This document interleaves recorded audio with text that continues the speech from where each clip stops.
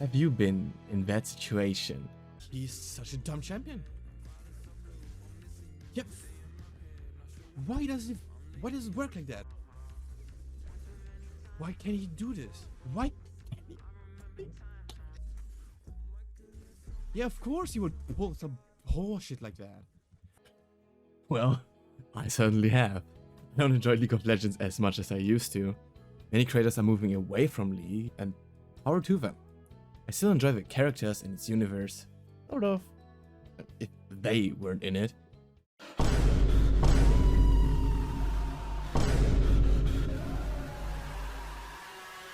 But I did drop League of Legends before, and it looks like I will drop it for a while once more. It looks like Riot doesn't really care about its players and its game anymore. Same could be said about the game I'd rather talk about. But there's one difference. I actually like this dead game. And before we open a whole debate if it's better to play this or that because of certain images both companies have, hear me out.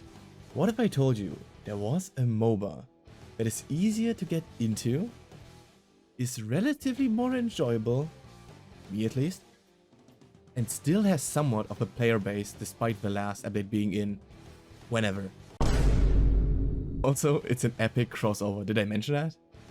Well, buckle up, cause I'm about to tell you about Heroes of the Storm. If you didn't hear about it, well, that's kind of Blizzard's fault.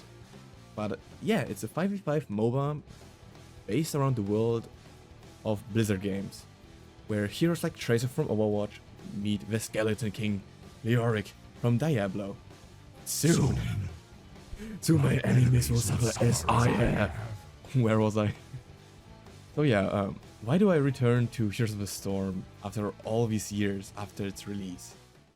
Looks at Abathur. For the swarm. That's one reason. The other is, this game manages to combine the challenges of a MOBA with an interesting take on champion builds that anyone could get into, with a wide array of playable heroes, with a nice selection of maps.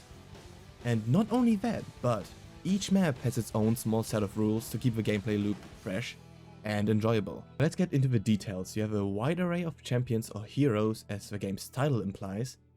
They are categorized as tanks, bruisers, ranged and melee assassins, healers, and lastly, supports. Most of it being self-explanatory, but I put support in quotation marks for a reason. While healers indeed support their team as well through shields, crowd control, and obviously healing, and other stuff depending on the hero. Supports are a bit different in that regard.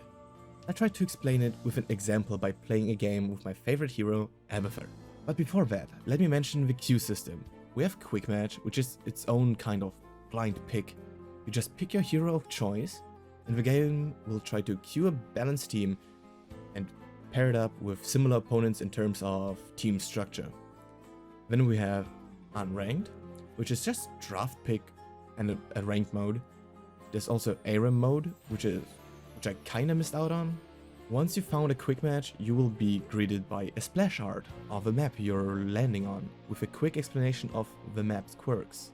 There are 19 maps and their own event-oriented quirks, which all aim to make you group up and beat the enemy team to secure the objectives and gain an advantage. Kinda like the Dragons, Heralds and Barons of League, just with more focus on them. Oh, and speaking of jungle monsters, Heroes of the Storm kinda has and does not have a jungle. There are encampments and bosses between the lanes, but instead of giving a specific champion a buff, you recruit them and they start pushing the closest lane for you, giving your team some lane pressure and extra push force.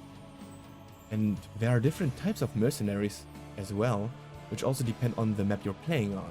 You don't have a dedicated jungler like League, nor are any heroes bound to a lane. This game lives from roaming, changing matchups, ganking and brawling.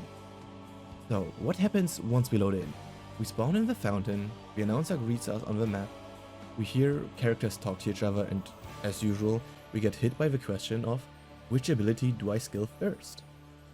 Instead of buying items and unlocking abilities one by one and leveling them up, every couple levels we get to choose specific modifications to our abilities, which except for the ultimate, are all unlocked from the beginning, like in LoL ARAM.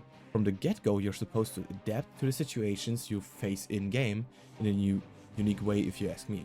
To come back to support heroes, I'm playing Abathur. Supporters used to be known as specialists because they were very situational and had the ability to impact the game immensely. And in my case, Abathur turns this game into an RTS for me. I have the ability to impact every lane, almost every fight, and depending on my abilities, I can either be my team's sword, shield, or siege weapon. Early on, you'll realize that most people are mounting up. Yeah, you have mounts that you can equip everywhere anytime to move faster between lanes and, if you pull it off, escape enemies. Abathur, on the other hand, only chills in the back lines and has a teleport ability to switch between lanes. One of many tasks a specialist has is to drain XP.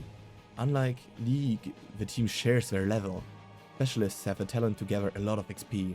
You can gather them by killing minions, pushing the lane, destroy towers and buildings, and pretty much anything that is part of the gameplay loop. Well, the lanes have different checkpoints. Like towers, you push different buildings in Heroes of the Storm. They contain 2 walls, 2 towers, a gate, and behind that there's a fort that acts as a 3rd tower, and a magic well that heals you over time if you consume its water. It's on a cooldown afterwards, so be careful when you choose to heal up. You also can backport to heal quicker, and it automatically mounts you up to get back to the front as soon as possible.